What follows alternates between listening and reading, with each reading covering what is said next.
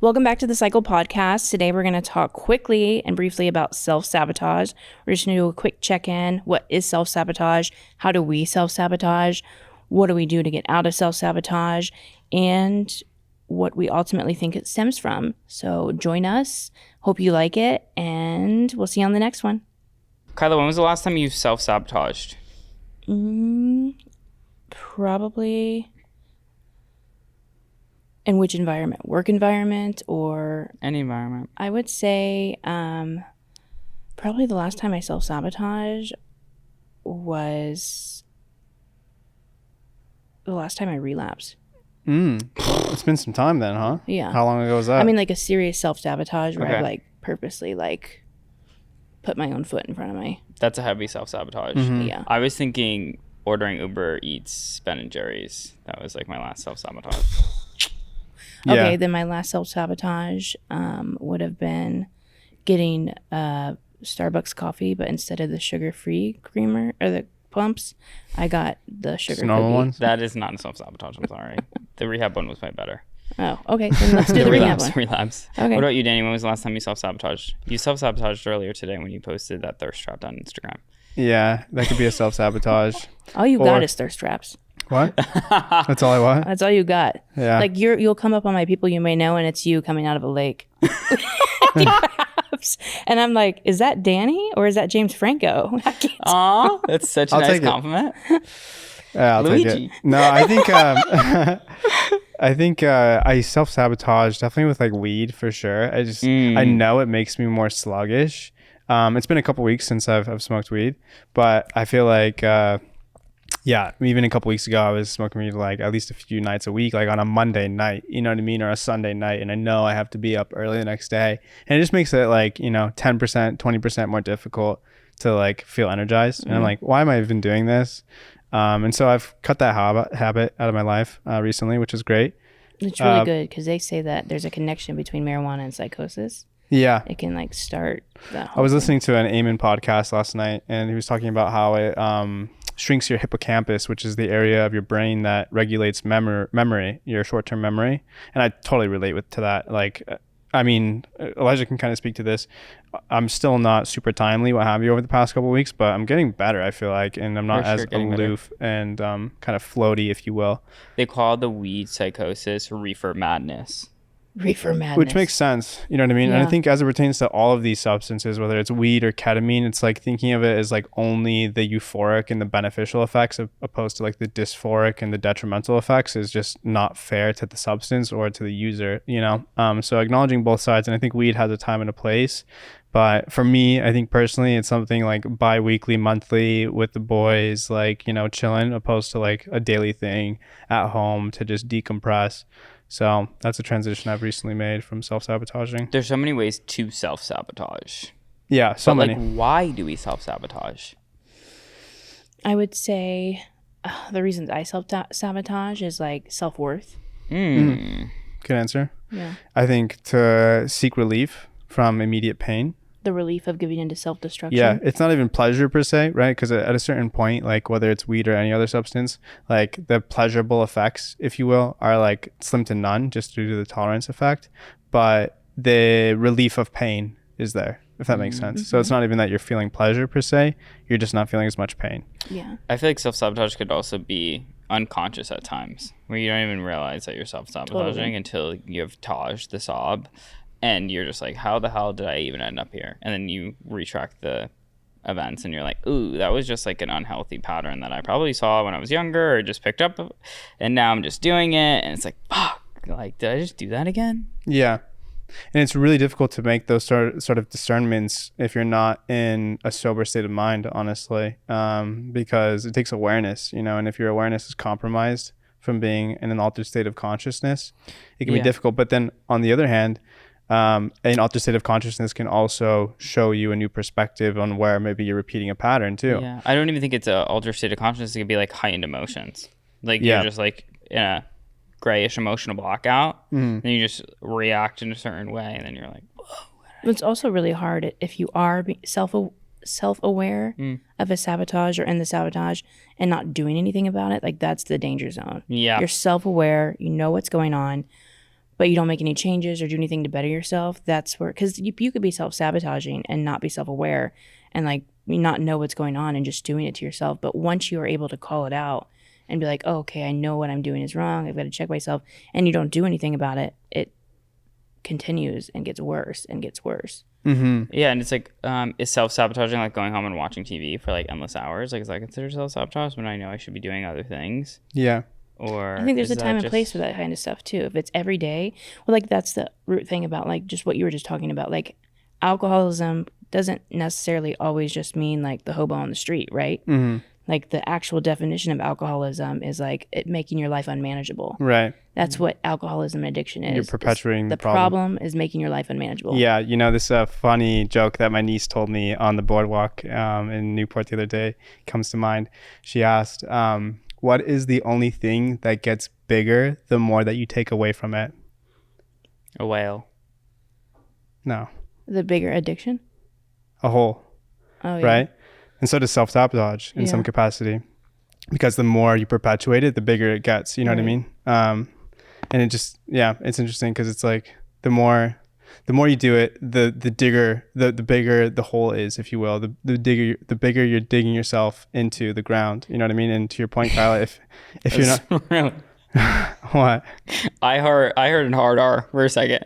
The bigger you're you're digging yourself into it. But That's yeah. Dyslexia. Anyways. I just want to make a comment to that. The whole, this is what I've always been told, is like with the relief of like substances or gambling, shopping, sex, pornography, whatever it is. Reality TV. Reality TV, ice cream, TikTok. anything, TikTok. Doom scrolling. It's like when it becomes unmanageable, I'm filling a God-sized hole inside of me, Yeah. a spiritual hole inside of me. And I know that sounds really gnarly, but I'm literally trying to fill something that's missing inside of me with these things to make sure that it's like not there. I try to relieve myself from Or sex. Same with sex, exactly. It's all of it. I'm literally all of it, all holes. Yeah, exactly.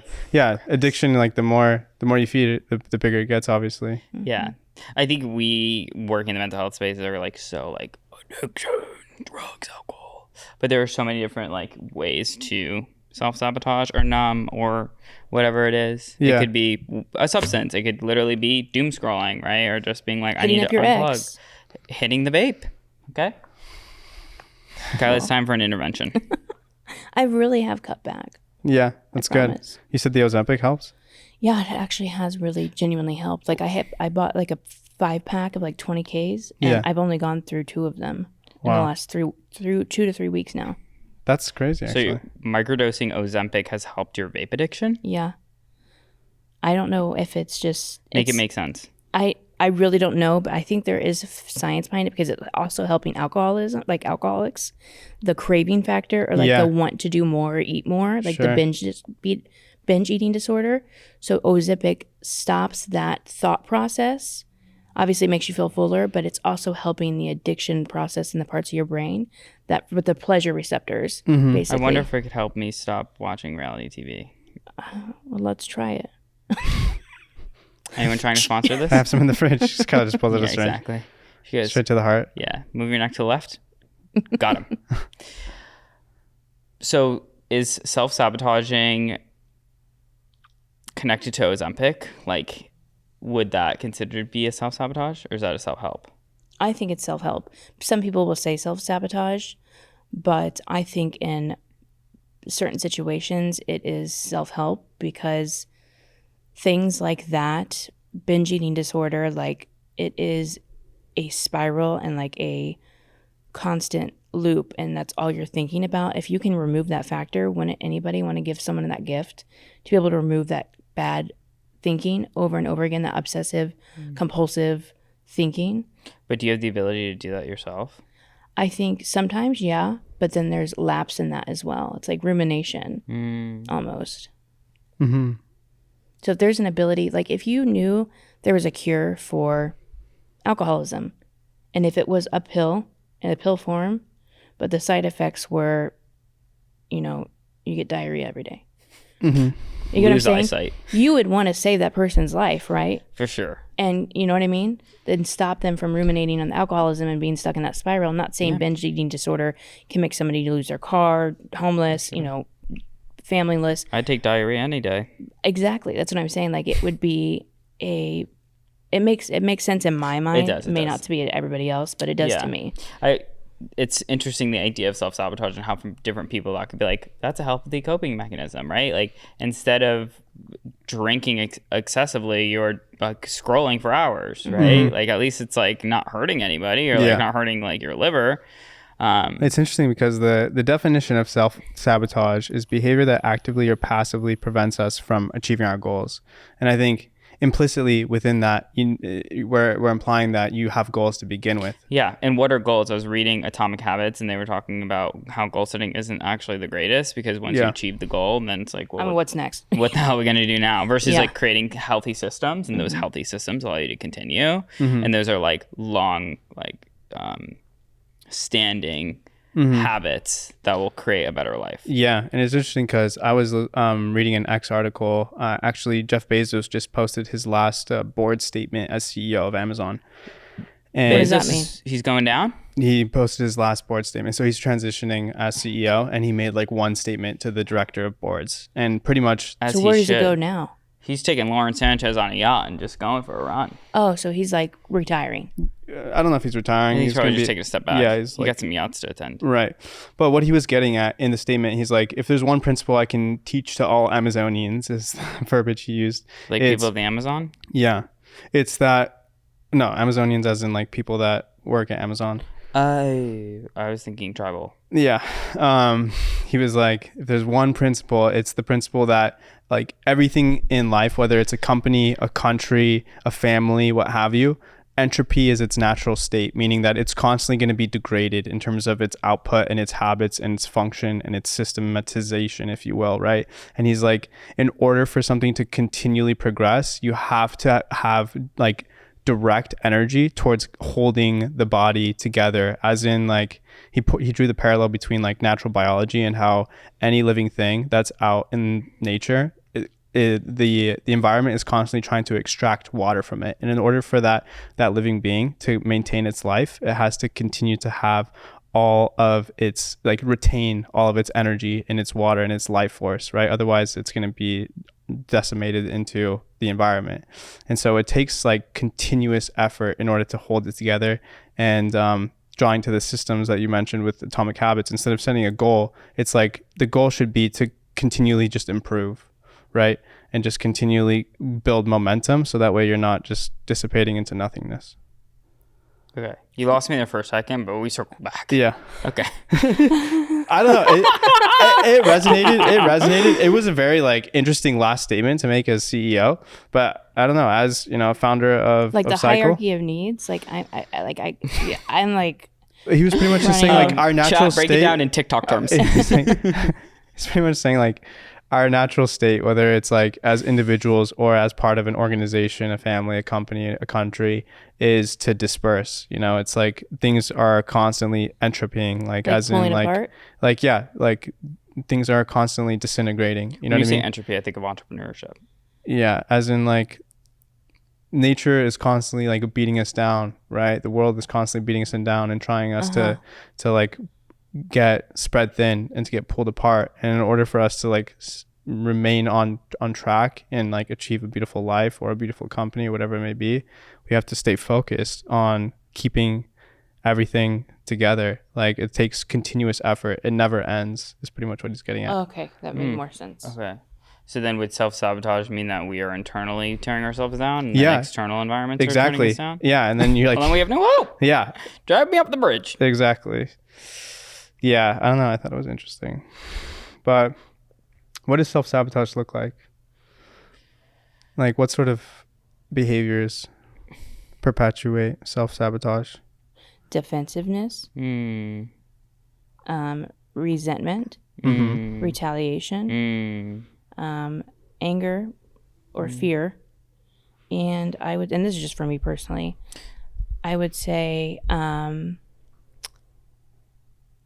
ruminating on it, like constantly like obsessing over the fact, like even if it's like a lost job, like if I lose a job, right, like I hope the whole business shuts down. You know what I mean? Because like I'm like angry now, I'm fearful. You know what I mean? Like now I am ruminating on it. Now I'm obsessed with it. I would say negative emotion, high valence. High valence, right? Yeah, High valence, like energized, defensive. Why would they do this to me? Yeah. And then I'm in the state of, Yeah. you know what I mean? Even in a relationship too. Yeah. stress, overwhelm, anxiety. Yeah, when you say valence, like intensity, if you will. Intensity, yeah. So not like a low like energy, like Rhinosaur.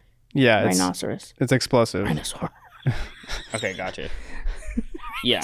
Yeah, procrastination, overthinking. Just procrastination. I think it puts me in opposite direction. I don't procrastinate. Self-procrastination. It puts me in the fire mode. Yeah, doom If you scrolling, self-sabotage. binge watching. If I'm in the state of self-sabotage, I'm doing it. I'm like, I'm in it.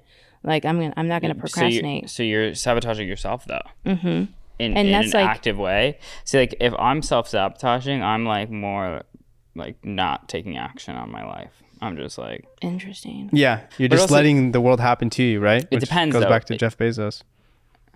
still lost me there. You got to go back to the Amazonians.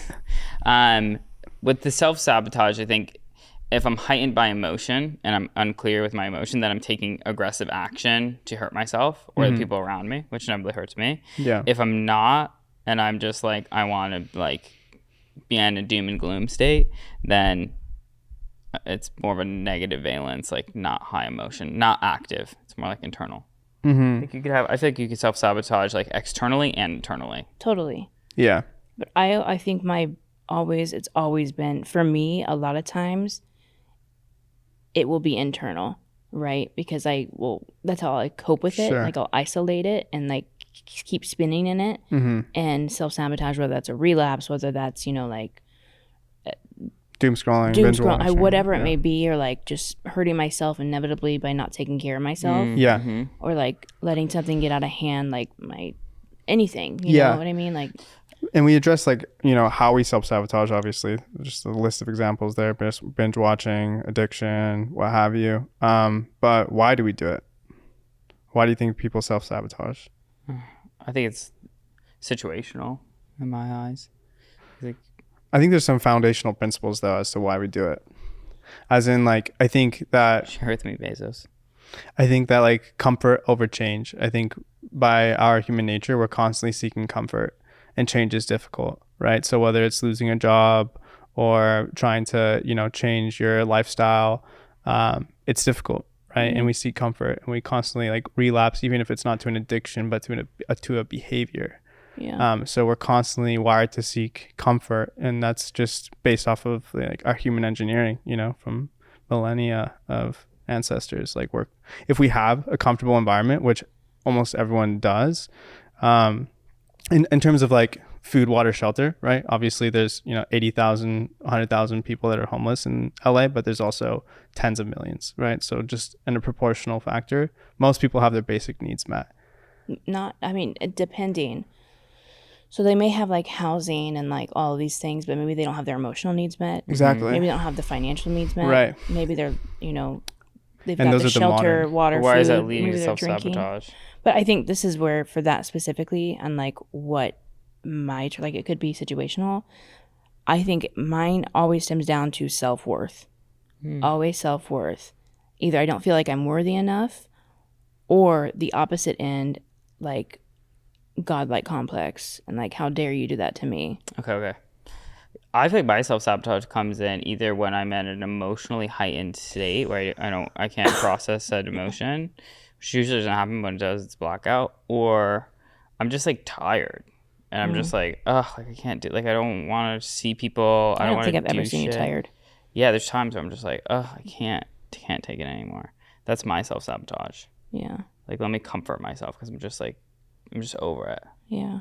But there's different types of self-sabotage too. Like a doom scroll is way different than shooting heroin. You know for what I mean? sure. Like there are such a big scale. Like but parallels Parallels to to shooting heroin and doom scrolling. 100%. Like, but there's like severity in the situation For sure. too. And what may be to like one person, like Danny's situation versus mine, his self-sabotage may be not eating his greens. Mine may be, I'm serious. It's like, it's no different. thirst pick for you. Yeah. You know what I mean? It may be totally different. And for Yeah. Danny, it's like no thirst pick. But for me, it's like feeling good about myself just looking in the mirror. And it could be just completely different worlds. And that's with all humans. But I think it all stems down to what we actually, like those needs that need to be met. What are we avoiding? What are we avoiding and what needs are not met? Okay, so then what stops you from self-sabotaging? Yeah, how do you catch yourself in the act of a self-sabotage? Getting homeless again. Go on. I don't want to be homeless again. Okay, so paint the most negative Okay, picture. so your That's a worst case useful tool. scenario. Worst case scenario. Always Back in the U-Haul. literally I could be living bottom in a line, U-Haul. like I always think about myself. If I want to make a decision, I'm like, will this decision affect a domino effect that I'll end up homeless? Okay. And it's going to be the littlest thing. So it's almost like my worst state I've ever been in. Yeah. Will it lead me there? Will this reactiveness cause me to lose a relationship, or will it cause me to, God forbid, I spend an extra $1 on, something and I'm not going to have my rent this month? Or Got it. it's literally those So it's situations. like a swift kick in the ass, huh? Yeah. Could be back to where you once were, mama. You keep it moving. Yeah. Mine is pickleball. How is pickleball a form of breaking self-sabotage?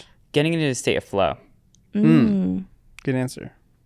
Just like not having to think. And I think when you're self-sabotaging, you're a lot in your head, or you're just like overrun by emotion, and just like do some shit that you really like, right?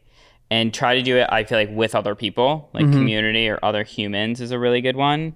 Go out for a walk with the little ruppers, a little puppy, Yeah. But just to get out of your state, Yeah. You're in like a negative cycle of bad shit.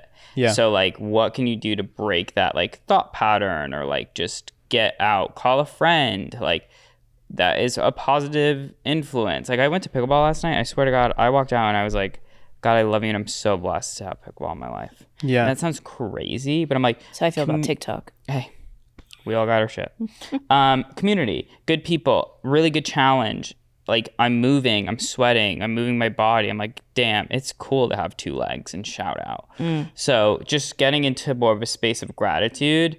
And I hate when people are like, let me write all. It's like, no, just do shit that you really like, that you appreciate. And you're like, fuck, this is cool. And it's cool that I have this passion, or I like this thing, or whatever it may be. Yeah. Totally agree on 100%. the gratitude. Yeah. I think I resonate more with Kyla's answer. I think instead of trying to paint the negative per se, or like the worst case scenario though, I'll paint what am I compromising on the best case scenario? Like what life am I trading away right now by, smoking weed on a weekday, for example, and just getting high by myself? Like where could I be at peak performance if I was firing on all cylinders? I think a good question is to ask yourself, like, what would me tomorrow thank me today for? You know what I mean? Oh, yeah. And like being able to project in the future, maybe best case scenario, and like asking yourself, what do I need to do in order for that to come to fruition? It's so interesting how different we all are. Like, Yeah. it's so interesting to hear like you and like pickleball and like getting active, where like I hate being in my body, and then you being like, oh, like my best self tomorrow when I'm in a self-sabotage. I don't give a fuck. I don't give a fuck. I do not care if I, Again, end it up depends dead. on the self-sabotage. Exactly. Though. If it's internal versus external, Yeah. then I'll have different responses. Because sometimes, honestly, you just need to self-sabotage and go scroll, dude. Go smoke some damn weed. Go get a doobie. Yeah. But it's when it's in excess and it's every day, Yes. and then you're like not self-aware is when it's a serious manageable. There's a fine line in between just like finding solace or finding relief in something versus like self-sabotaging and getting into an unhealthy loop. Totally. There's a few other like hacks. I feel like another one being like, what would my future family thank me for like today? Like thinking about my children and like my future wife, and being able to like have pride in the way that I live my life ultimately. You know what I mean? It's interesting. It's not what I think of. I was gonna go somewhere completely opposite. Where were you but going? I get it, because I've never pictured myself. This is the problem with my aspect of that, is I had never thought I was gonna make it past a certain age, Wow. because of just dealing with what I knew for sure that I was going to end, like my life was going to end. So I never got the opportunity to think like what my future kids or like my husband or, family that I've created, because I was isolating and because I thought that things were going to end for me so poorly. So it's interesting how we all think about different things. And now you're like WWPT. What would Pearl think? Right, exactly. What would your ESA? What would Yeah. your emotional support animal think of you? And she is now like flow of movement and stay for pickleball for you Yeah. is a walk with her. I swear to God, Let me now get that bitch on her leash and I we're clock moving. out and we're blocking all around Glendale. We're hitting the streets of the G. Yeah. Yeah. Self-sabotage could be rough, or it could lead you to a place that is actually better than you would think, because I feel like contrast is supposed to last. Contrast isn't supposed to last. It's supposed to teach us something. So maybe there's a lesson in all this self-sabotage. Yeah.